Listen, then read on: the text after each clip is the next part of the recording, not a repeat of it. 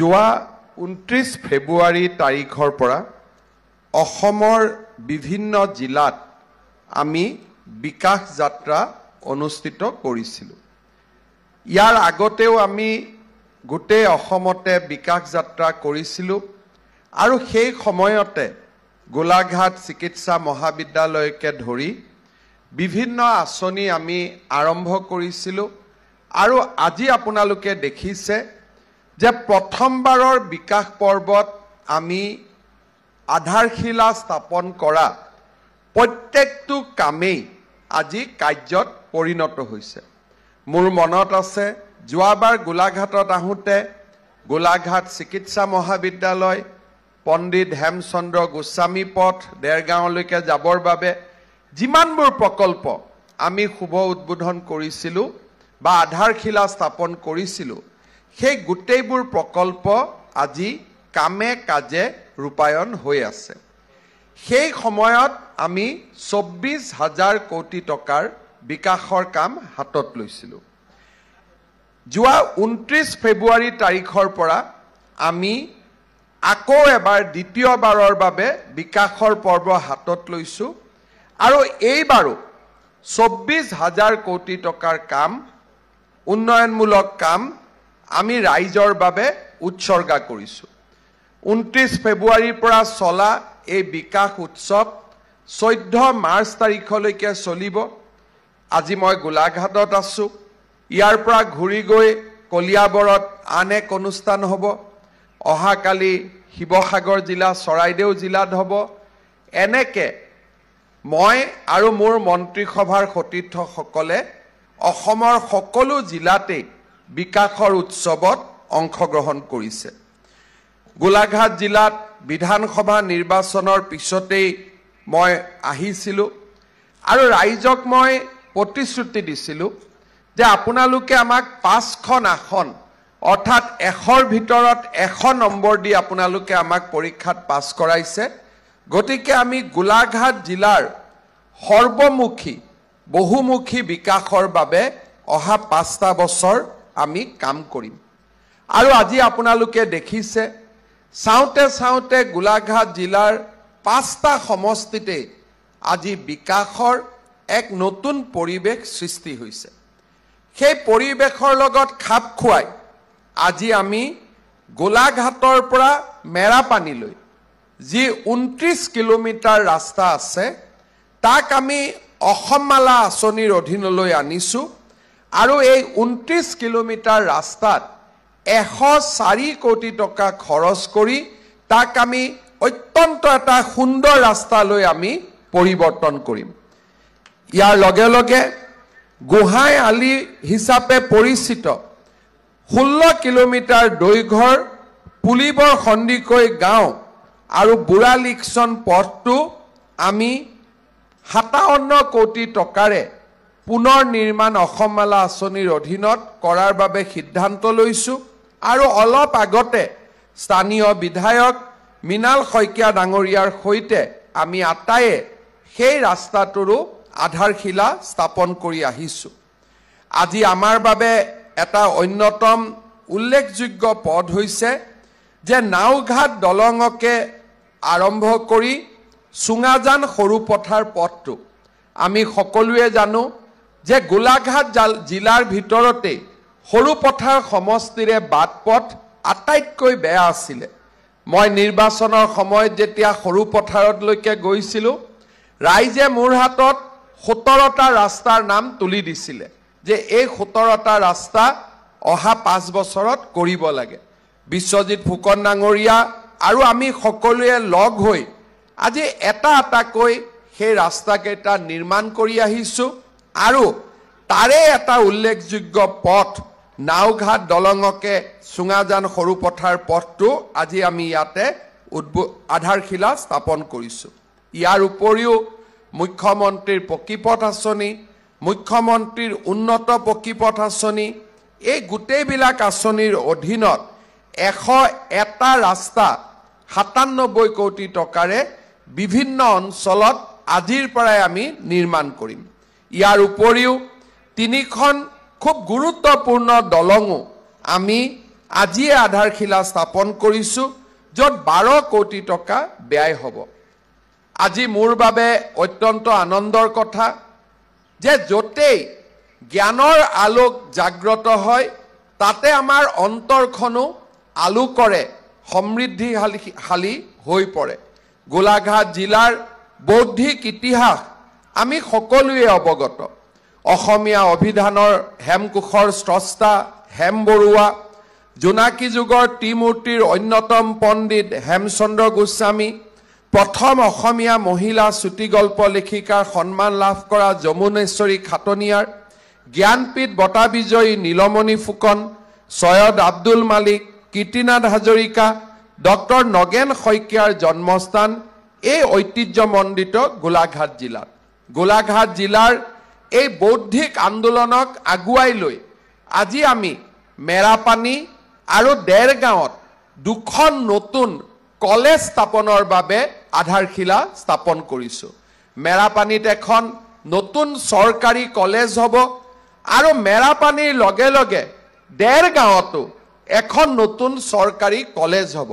এই 2খন কলেজত আমি 70 কোটি টকা ব্যয় কৰিম। প্ৰথমৰ পৰাই হোষ্টেল থাকিব, আৰ্ট ছায়েন্স প্ৰথমৰ পৰাই পঢ়িব আৰু গোলাঘাটৰ বৌদ্ধিক আন্দোলনটোক ই বহুদূৰ আগুৱাই লৈ যাব। শ্ৰদ্ধাৰ ৰাইজ, গোলাঘাট নুমলীগড় পথৰ ওপৰত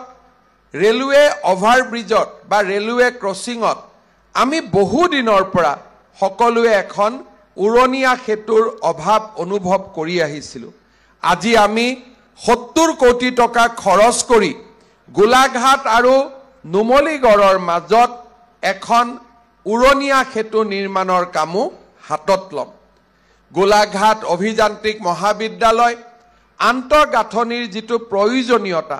তাক আমি পূৰণ কৰি আজি 100খন বিচনাযুক্ত এটা নতুন হোষ্টেলৰো আমি আধাৰশিলা স্থাপন কৰিম। মই যেতিয়া গোলাঘাটলৈ আহোঁ, গোলাঘাট ইঞ্জিনিয়াৰিং কলেজৰ ল'ৰা ছোৱালীবিলাকে মোক লগ কৰি এই হোষ্টেল কেইটাৰ বিষয়ে বহু দিনৰ পৰা কৈ আছিল। আজি আমাৰ ছাত্ৰ ছাত্ৰীসকলৰ অভাৱ দূৰ কৰিবলৈ পাই মই সঁচাই গৌৰৱ অনুভৱ কৰিছোঁ। ইয়াৰ উপৰিও বোকাখাটত আমি নতুন মাল্টি স্পেচিয়েলিটি এখন ভেটেনাৰী হস্পিটেল আৰম্ভ কৰিম, তাৰো আজি আমি ইয়াতে আধাৰশিলা স্থাপন কৰিছোঁ। অলপ আগতে মই সৰুপথাৰ সমষ্টিৰ কথা উল্লেখ কৰিছিলোঁ। উৰিয়াম ঘাটলৈ যোৱা ৰাস্তাৰ কোনো ব্যৱস্থা নাছিলে, সম্পূৰ্ণ বিধ্বস্ত এটা পথ আছিলে। কেইদিনমান আগতে সৰুপথাৰত মই নিশা কটাইছিলোঁ। উৰিয়াম ঘাটৰ পৰা বৰপথাৰলৈ যোৱা ৰাস্তাটো 36 কোটি টকা খৰচ কৰি আমি পুনৰ নিৰ্মাণ কৰি উলিয়ালোঁ, তাৰো আজি শুভ উদ্বোধন হ'ল। ইয়াৰ লগতে আমি পানজানৰ পৰা শিমলু চাপৰিলৈ মথাউৰিৰ ওপৰেদি পথ, জলজীৱন মিছনৰ অধীনত 126 কোটি টকাৰে কেইবাটাও পানী যোগান প্ৰকল্প, 24 কোটি টকা ব্যয়েৰে 7টা আৰু ৰাস্তা। ইয়াৰ লগে লগে আমি আৰু কেইটামান প্ৰকল্প আজি উদ্বোধন কৰিছোঁ। বোকাখাটৰ JDSS কলেজৰ কমিউনিটি হল, 25 লাখ টকাৰে আদৰ্শ অংগনবাদী কেন্দ্ৰ 4টা। আৰু আটাইতকৈ সুন্দৰ কথা এইটোৱেই যে গোলাঘাট জিলাত 76খন চাহ বাগিচা আছে। চাহ বাগিচাৰ শ্ৰমিকসকলৰ যেতিয়া মেডিকেল আৰ্জেঞ্চি হয়, তেওঁলোকৰ হস্পিটালত অহাৰ বাবে এম্বুলেন্সৰ অভাৱ আছিল। আজি গোলাঘাট জিলাৰ 76খন চাহ বাগিচাৰ আটাইকেইখন চাহ বাগিচালৈ আমি একোখন এম্বুলেন্সৰ যোগান ধৰিছোঁ। শ্ৰদ্ধাৰ ৰাইজ, যোৱা 3টা বছৰত গোলাঘাট জিলাৰ উন্নয়নৰ বাবে আমি বহুতো ব্যৱস্থা হাতত লৈছোঁ। আপোনালোক সকলোৱে জানে, ঐতিহাসিক ধোদৰ আলিৰ ওপৰত 304 কোটি টকাৰে যি আমি সুন্দৰ পথৰ আধাৰশিলা স্থাপন কৰিছিলোঁ, তাৰ আজি নিৰ্মাণ প্ৰায় সমাপ্তিৰ পথলৈ আহিছে। পূৰ্ণ গতিত নিৰ্মাণ চলি আছে। দেৰগাঁও চাৰিআলিৰ পৰা পদুমণি, পদুমণিৰ পৰা ৰঙাজান তিনিআলিৰ পথছোৱা পুনৰ নিৰ্মাণ আজি 221 কোটি টকা ব্যয়েৰে আজি পূৰ্ণ গতিত চলি আছে মৰঙী আলিত ধনশিৰি নদীৰ ওপৰত RCC দলং নিৰ্মাণৰ কাম চলি আছে আৰু আটাইতকৈ আমাৰ বাবে গৌৰৱৰ কথা যে গোলাঘাট চিকিৎসা মহাবিদ্যালয় প্ৰায় 581 কোটি টকা ব্যয়েৰে আজি পূৰ্ণ গতিত চলি আছে সম্পূৰ্ণ হোৱাৰ পথত গোলাঘাটৰ উপায়ুক্তৰ কাৰ্যালয় সৰুপথাৰ সমষ্টিত লাভলিনা ষ্টেডিয়াম গোলাঘাট জিলাৰ খুমটাই নৰাগাঁৱত ষ্টেডিয়াম নিৰ্মাণ কাম এই সকলোবোৰ আজি পূৰ্ণ গতিত চলি আছে 9খনকৈ চাহ বাগিচাত মডেল স্কুল নিৰ্মাণ হৈছে বিৰাংগনা সতী সাধনী বিদ্যা বিশ্ববিদ্যালয়ৰ বাবেও 58 কোটি টকা ব্যয়েৰে আজি ভৱন নিৰ্মাণৰ কাম পূৰ্ণ গতিত চলি আছে বিকাশৰ লগে লগে জনসাধাৰণৰ জীৱন পৰিৱৰ্তনৰ বাবেও আমি সদায়ে নিৰন্তৰভাৱে কাম কৰি আহিছো আজি কৃষি মন্ত্ৰী অতুল বৰা ডাঙৰীয়াৰ প্ৰচেষ্টাত গোলাঘাট জিলাৰ এক বৃহৎ সংখ্যক কৃষকে প্ৰধানমন্ত্ৰী কৃষক সন্মান আঁচনিৰ অধীনত বছৰত 6000 টকাকৈ প্ৰধানমন্ত্ৰী নৰেন্দ্ৰ মোদী ডাঙৰীয়াৰ পৰা লাভ কৰিছে 2183 কোটি টকাৰে আমি আজি ৰাইজৰ পৰা ধান ক্ৰয় কৰাৰ কামত আজি আমি নিজক ব্যস্ত কৰিছো কৃষকে আজি উপযুক্ত ধান পাবলৈ সক্ষম হৈছে গোলাঘাট জিলাত 3,77,645 গৰাকী হিতাধিকাৰীক আয়ুষ্মান ভাৰত আয়ুষ্মান কাৰ্ড বিতৰণ কৰা হৈছে আৰু 5,20,000 হিতাধিকাৰীয়ে এই আয়ুষ্মান ভাৰত কাৰ্ড লাভ কৰিবলৈ সক্ষম হ'ব পংকা মৰঙীত নতুন চিকিৎসালয় নিৰ্মাণ হৈছে অসম দৰ্শন আঁচনিৰ অধীনত 78টা নামঘৰক অনুদান দিয়া হৈছে 137টা নতুন আদৰ্শ অংগনবাদী কেন্দ্ৰ নিৰ্মাণৰ কাম কৰি থকা হৈছে 76টা অমৃত সৰোবৰ প্ৰকল্পৰ কাম পূৰ্ণ গতিত চলি আছে আৰু প্ৰধানমন্ত্ৰী আৱাস যোজনা আঁচনিৰ অধীনতো 51,359 গৰাকী হিতাধিকাৰীয়ে আৱাস পাবলৈ সক্ষম হৈছে এই গোটেই যিখিনি মই কথা আপোনালোকক কলো এইখিনি মই 2014 চনৰ পৰা কোৱা নাই মাত্ৰ যোৱা 2টা বছৰৰ কথা মই কৈছো যদি বিজেপি চৰকাৰৰ আৰম্ভণিলৈকে ঘূৰি যাওঁ আৰু বহুত কথাই ক'ব লাগিব মাত্ৰ যোৱা 2টা বছৰত গোলাঘাট জিলাক সমৃদ্ধ কৰাৰ বাবে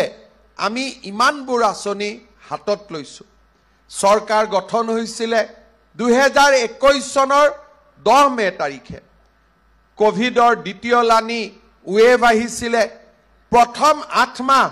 আমি কাম কৰিব পৰাই নাছিলো 2টা বছৰৰ ভিতৰত আজি অসমৰ চাৰিওফালে এক বিশাল কৰ্মযজ্ঞ চলিছে 2001 চনৰ পৰা মই বিধানসভাৰ সদস্য আছিলো আমাৰ ওচৰত ৰাইজ আহিছিল যে হাইস্কুলৰ সোণালী জয়ন্তী 2 লাখ টকা বিধায়ক পুঁজিৰ পৰা দিব লাগে আজি আমি প্ৰতিখন হাইস্কুলত 8 কোটি টকা খৰচ কৰাৰ বাবে এক ব্যাপক পৰিযোজনা হাতত লৈছো আমাৰ বিধায়কসকলে ইতিমধ্যে কেবাখনো হাইস্কুলৰ আধাৰশিলা স্থাপন কৰিছে কংগ্ৰেছৰ দিনত অংগনবাদী কেন্দ্ৰত মানুহ সমুৱা বেলেগ কথা চৰাই চিৰিকটিৰ কাৰণেও ঘৰটো উপযুক্ত নাছিল আজি আমি তাৰ স্থানত আদৰ্শ অংগনবাদী কেন্দ্ৰ নিৰ্মাণ কৰিছো আপোনালোকৰ মন্ত্ৰী অজন্তা নেওগ ডাঙৰীয়ানীৰ নেতৃত্বত শ্ৰদ্ধাৰ ৰাইজ নিৰ্বাচনৰ সময়ত মই ৰাইজক প্ৰতিশ্ৰুতি দিছিলো যে অসমক আমি ভাৰতৰ এখন সৰ্বশ্ৰেষ্ঠ ৰাজ্যত পৰিণত কৰি যোৱা কেইটামান দিনত 25-24 কোটি টকা বিকাশৰ প্ৰথম পৰ্বত আৰু দ্বিতীয় পৰ্বত বিকাশৰ 25-24 কোটি টকা প্ৰধানমন্ত্ৰী মোদী ডাঙৰীয়া গুৱাহাটীলৈ আহিছিল 16,000 কোটি টকাৰ আঁচনি তেখেতে আমাক দি থৈ গৈছিল কেইদিনমান আগতে তেখেত যোৰহাটলৈ আহিছিল 18,000 কোটি টকাৰ আঁচনি আমাক তেওঁ উপহাৰ স্বৰূপে দি থৈ গৈছে অহাকালি 13 তাৰিখে জাগিৰোডত তেখেতে ভাৰ্চুৱেলি আৰু এটা নতুন সেমি কণ্ডাক্টৰ ইণ্ডাষ্ট্ৰীৰ কাম আৰম্ভ কৰিব 30,000 কোটি টকা অৰ্থাৎ যদি আমি চাব যাওঁ ৰাজ্য চৰকাৰৰ 24 আৰু 25 49,000 টকা প্ৰধানমন্ত্ৰী মোদী ডাঙৰীয়াৰ 16 আৰু 18 34,000 কোটি টকা আৰু 13 তাৰিখে 30,000 কোটি টকা যোৱা 2 বছৰৰ ভিতৰত 1 লাখ কোটি টকাৰ কাম আমাৰ ৰাজ্যখনৰ চাৰিওফালে হয় উদ্বোধন হৈছে নহয় আৰম্ভণি হৈছে আৰু তাৰ লগে লগে আৰু বহুত কাম সমান্তৰালভাৱে চলি আছে যাৰ হয়তো হিচাপ আজি আমি আপোনালোকৰ আগত দাঙি ধৰা নাই উদ্বোধনৰ সময়ত তাৰ বিষয়ে আমি গম পাম বিকাশৰ লগে লগে বিৰাসত প্ৰধানমন্ত্ৰী ডাঙৰীয়াই কৈছে যে বিকাশ ভি বিৰাসত ভি এটা জাতি যদি আগুৱাই যাব লাগে বিকাশৰ লগে লগে আমি আমাৰ ঐতিহ্যকো জীয়াই ৰাখিব লাগিব আজি প্ৰথমবাৰৰ বাবে লাচিত বৰফুকনৰ 400তম জন্ম জয়ন্তী আৰু লাচিতৰ সুবিশাল প্ৰতিমূৰ্তি কোনেও কল্পনা কৰিব পৰা নাছিল আজি গুৱাহাটীত একেই ধৰণে আজি 10,000 আহোম সৈনিক আলাবৈ ৰণত যি প্ৰাণ আহুতি দিছিল তাৰ স্মৃতি ক্ষেত্ৰ একেই ধৰণে নিৰ্মাণ হৈ আছে যোৰহাটৰ জিলাত কাৰাগাৰ য'ত শ্বহীদ কুশল কোঁৱৰক ব্ৰিটিছে ফাঁচি দিছিলে সেই কাৰাগাৰক এক ঐতিহ্য ক্ষেত্ৰলৈ ৰূপান্তৰ কৰাৰ কাম পূৰ্ণ গতিত চলি আছে যোৱাকালি মই বটদ্ৰৱাত গৈছিলোঁ 200 কোটি টকা খৰচ কৰি বটদ্ৰৱাত মহাপুৰুষ শ্ৰীমন্ত শংকৰদেৱৰ জন্মভূমিক বৈকুণ্ঠপুৰীলৈ ৰূপায়ণ কৰাৰ কাম তীব্ৰ গতিত চলি আছে সতী সাধিনীৰ ত্যাগেৰে বোলছবি নিৰ্মাণৰ কাম চলি আছে সমান্তৰালভাৱে সতী সাধনীৰ নামৰ বিশ্ববিদ্যালয়ে আজি পূৰ্ণ ৰূপ পাইছে আজি পাটবাউসীলৈকে গৈ মহাপুৰুষ শ্ৰীমন্ত শংকৰদেৱ দামোদৰদেৱৰ কৰ্মভূমিক সজাই পৰাই তোলাৰ কাম আজি তীব্ৰ গতিত চলি আছে বিকাশ আৰু বিৰাসত ঐতিহ্য আৰু উন্নতি এই দুইটা দিশতে আজি আমাৰ চৰকাৰখনে কাম কৰিছে বিকাশৰ লগত সামাজিক ন্যায় আৰু নিৰ্বাচনৰ সময়ত দিয়া প্ৰতিশ্ৰুতি পালন ই আমাৰ আৰু এটা লক্ষ্য মই যেতিয়া নিৰ্বাচনৰ সময়ত কৈছিলোঁ যে 1 লাখ ল'ৰা ছোৱালীক চৰকাৰী চাকৰি দিয়া হ'ব কোনেও বিশ্বাসো কৰা নাছিল আৰু আমাৰ দলৰ ভিতৰতো প্ৰশ্ন উঠিছিলে যে 1 লাখ চাকৰি কেনেকৈ সম্ভৱ ইমান অসম্ভৱ কথা আমি ক'ব নালাগিছিল কাৰণ 2026ত ইলেকশ্যন খেলা আমাৰ অসুবিধা হ'ব আজি আপোনালোকে যদি 2 বছৰ আগলৈ ঘূৰি যায় যাক অসম্ভৱ লগা হৈছিল আজি আমি তাক সম্ভৱ কৰিলোঁ 97,000 চৰকাৰী চাকৰি আজি আমাৰ অসমৰ যুৱক যুৱতীসকলে লাভ কৰিল আৰু তাতকৈ ডাঙৰ কথা চৰকাৰী চাকৰিৰ নামত থকা দালালিৰ বজাৰ আমি সদায়ৰ কাৰণে অসমৰ মাটিৰ পৰা উৎখাত কৰিলোঁ এতিয়া মই যি গাঁৱত যাওঁ ল'ৰা ছোৱালীয়ে মোক সোধে যে পুলিচৰ দাদা দৌৰ কেতিয়া আৰম্ভ হ'ব 3rd গ্ৰেড 4th গ্ৰেডৰ পৰীক্ষা কেতিয়া হ'ব APSCৰ পৰীক্ষা কেতিয়া হ'ব কোনেও নুখুধে মোক চাকৰি দিয়ক মাত্ৰ পৰীক্ষাৰ ডেট সোধে তাৰ মানে আজি ৰাইজৰ মনত হিমালয় সদৃশ বিশ্বাস সৃষ্টি হ'ল যে অসমত আৰু কেতিয়াও চাকৰিৰ নামত দালালি নহ'ব মেধাৰ ভিত্তিত ল'ৰা ছোৱালীয়ে চাকৰি পাব হিমালয় সদৃশ বিশ্বাস আমি মানুহৰ মনত সৃষ্টি কৰিব পাৰিম যেতিয়া অৰুণোদয় আঁচনিৰ কথা আমি কৈছিলোঁ তেতিয়া মানুহে কৈছিল ইলেকশ্যন আহিছে ইলেকশ্যনৰ পিছত অৰুণোদয় শেষ হৈ যাব 800 টকাৰ অৰুণোদয় 1250 টকা হ'ল 18 লাখ মহিলাৰ অৰুণোদয় 28 লাখ হ'ল এই বছৰ আমি আৰু 3 লাখ মহিলাক অৰুণোদয় আঁচনি যোগান ধৰিম শ্ৰদ্ধাৰ ৰাইজ মোৰ মনত এটা সুন্দৰ পৰিকল্পনা আছে আজি যেতিয়া মই প্ৰথম ইয়াত আহিছিলোঁ বহুত মানুহে মোক কৈছিল ৰেচন কাৰ্ড নাই এই 2 বছৰৰ ভিতৰতে আমি নতুনকৈ 42 লাখ লোকক ৰেচন কাৰ্ড দিলো এতিয়া মই আপোনালোকক এটা অনুৰোধ কৰিম কাৰ কাৰ ঘৰত ৰেচন কাৰ্ড আছে আপোনালোকে হাত উঠাওক এতিয়া চাওক ৰেচন কাৰ্ড কওঁতে সকলোৱে হাত উঠালে কিন্তু এটা মই অৰুণোদয় কম সকলোৱে হাত নুঠাব কিয় নুঠাব পোৱা নাই যি নহওক যিসকলে অৰুণোদয় পাইছে হাত উঠাওকচোন এতিয়া আপোনালোকে চাওক যে ৰেচন কাৰ্ডত যিমানে হাত উঠালে অৰুণোদয়ত তাৰ আধাই হাত উঠালে কিয় হাত উঠালে তাৰ মানে ৰেচন কাৰ্ড থকা প্ৰত্যেকটো পৰিয়ালত এতিয়া অৰুণোদয় গৈ পোৱা নাই এইবাৰ মোৰ প্ৰচেষ্টা হ'ব লাহে লাহে একেদিনাই নোৱাৰো পৰ্যায়ক্ৰমে যিমান পৰিয়ালৰ ঘৰত ৰেচন কাৰ্ড আছে তাতে এটা এটা অৰুণোদয় আঁচনি দিয়া হ'ব মই যেতিয়া খুদিম ৰেচন কাৰ্ড কিমান যিমানে হাত উঠাব অৰুণোদয় যিমান হিমানে হাত উঠাব ভাল লাগিব নে নাই তেতিয়া ভাল লাগিব যদি অৰুণোদয় নোপোৱা সকলে এটা ডাঙৰ হাত চাপৰিব যায় দিয়ক পুৱাবিলাকেও বজাই দিলে লগত ইয়াৰ পিছত ৰেচন কাৰ্ড হ'ল লগত অৰুণোদয় হ'ল লগত প্ৰধানমন্ত্ৰীৰ আয়ুষ্মান ভাৰত আৰু মুখ্যমন্ত্ৰীৰ আয়ুষ্মান অসম পালো 5 লাখ টকাৰ বিনামূলীয়া চিকিৎসা হ'ল উজ্জ্বলা গেছ পালো 300 টকা সিলিণ্ডাৰৰ দাম প্ৰত্যেক মাহত আমি কম কিনিব পাৰো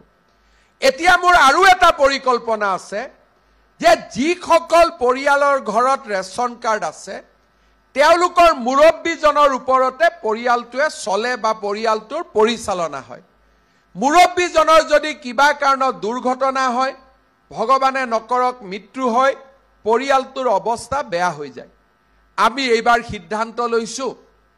যে যাৰ ঘৰত ৰেচন কাৰ্ড আছে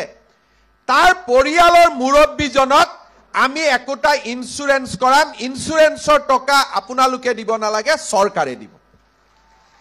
আৰু ভগৱানে নকৰক কিবা দুৰ্ঘটনা হলে এক্সিডেন্ট হলে মৃত্যু হলে পৰিয়ালটোৱে ইন্সুৰেন্স কোম্পানীৰ পৰা বীমাৰ ধনৰাশি লাভ কৰিব তাৰ মানে এখনে ৰেচন কাৰ্ড মানে অৰুণোদয় মানে আয়ুষ্মান ভাৰত মানে উজ্জ্বলা আৰু উজ্জ্বলা মানে বীমা আঁচনি তাৰ মানে এখন ৰেচন কাৰ্ডত 5টা কাম আমাৰ আগবাঢ়ি যাব অকণমান সময় লাগিব কিন্তু ভগৱানৰ আশীৰ্বাদত অসমবাসীৰ আগত মই যিয়ে কৈছো আজিলৈকে ফেল মাৰা নাই এতিয়ালৈকে ফাৰ্ষ্ট ডিভিজন পায়ে পাছ কৰি আছো গতিকে ইয়াতো পাছ কৰাৰ বাবে পুৰা চেষ্টা কৰিম অলপ কষ্ট হ'ব ইটো সিটো ডিপাৰ্টমেণ্টৰ অলপ টকা কাটিব লাগিব যি কৰিব লাগে কৰিম কিন্তু এই কামটো আমি কৰিবৰ বাবে যত্ন কৰিম এতিয়া মনত আৰু এটা ইচ্ছা হৈ আছে সেইটো ইচ্ছা হ'ল যে আমাৰ বাইদেউ আৰু মাসকলক লাখপতি বনাব লাগে কাৰ কাৰ লাখপতি হ'ব ইচ্ছা নাই বাইদেউৰ ইচ্ছা নাই কাৰ ইচ্ছা নাই আচ্ছা কাৰ ইচ্ছা আছে এতিয়া হাত ডাঙক ইচ্ছা থাকিলেহে হ'ব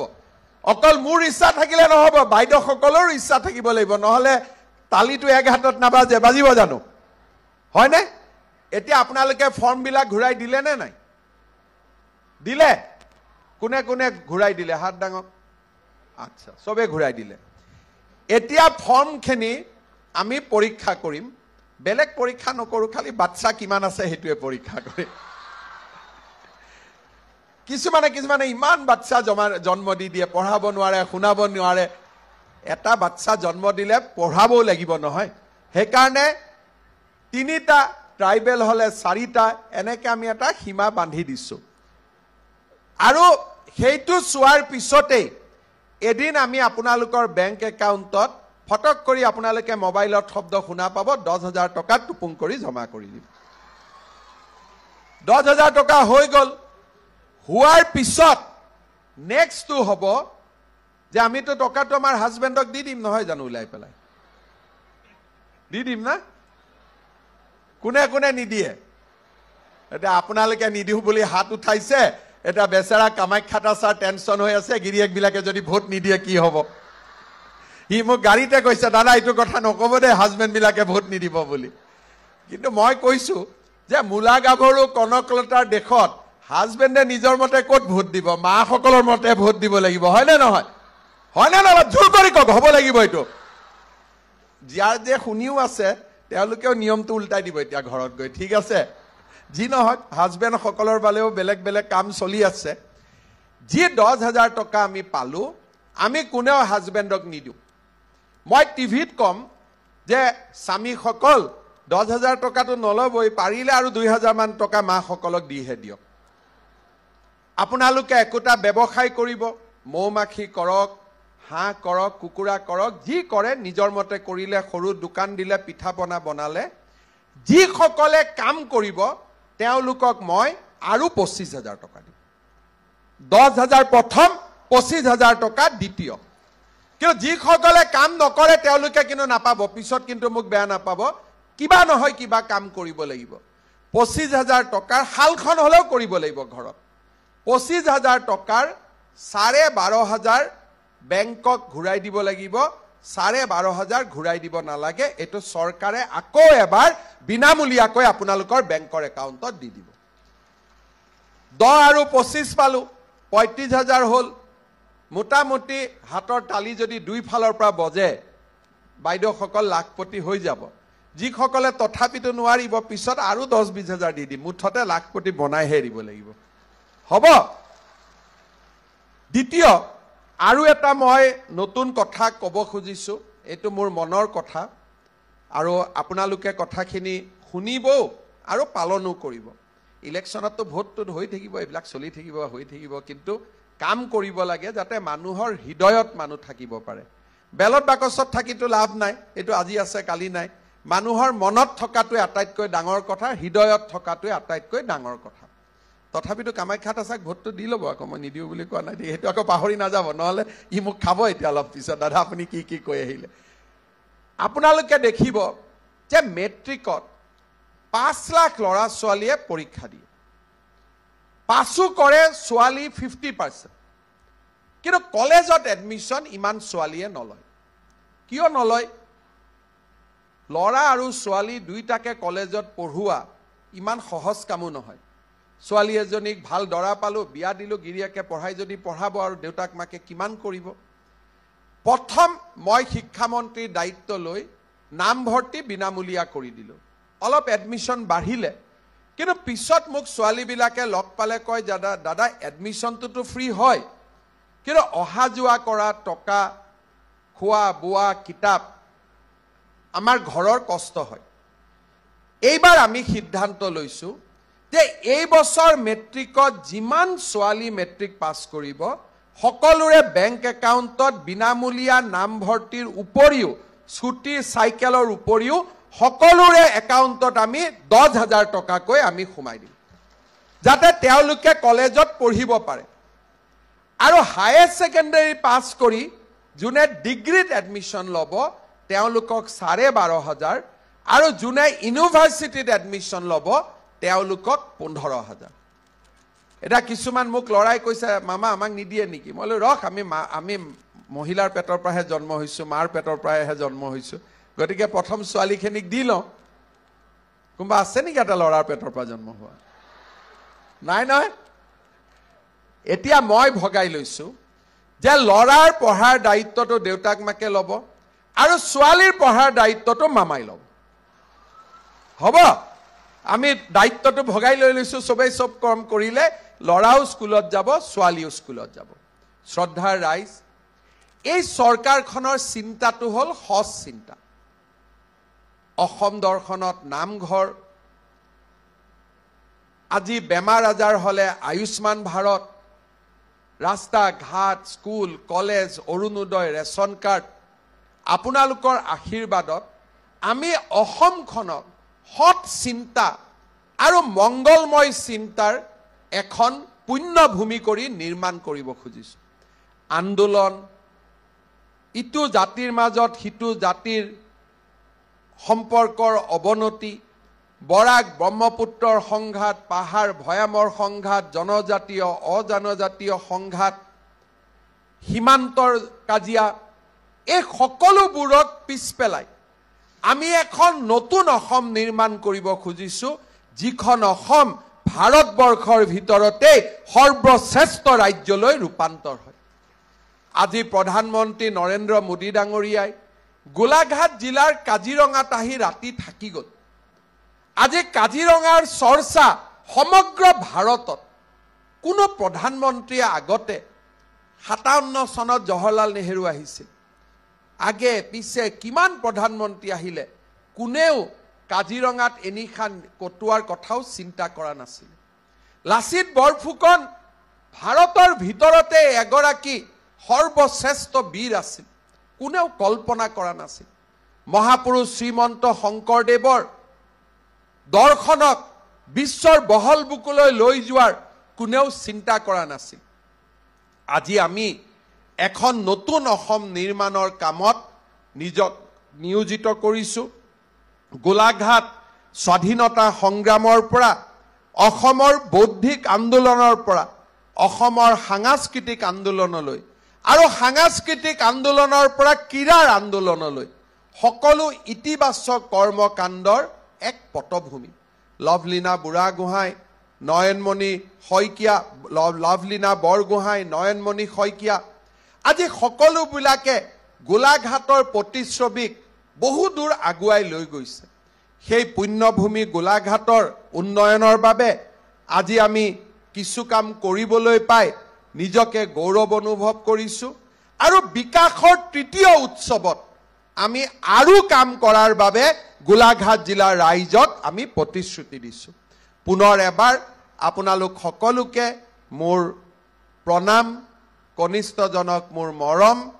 জ্যেষ্ঠজনৰ চৰণত প্ৰণাম জনাই সকলোকে শুভেচ্ছা জনাই বিকাশ যাত্ৰা অনুষ্ঠানত যোগ দিয়াৰ বাবে আপোনালোকক ধন্যবাদ জনাই মই মোৰ বক্তব্যৰ সামৰণি মাৰিছো। মোৰ লগত একেলগে ক'ব,